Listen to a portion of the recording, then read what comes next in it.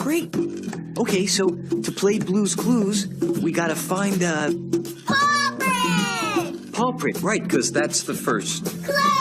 Yeah, then we put it in our notebook. Because they're Blue's Clues, Blue's Clues. We gotta find another paw print. That's the second clue. We put it in our notebook because they're whose clues? Blue's Clues.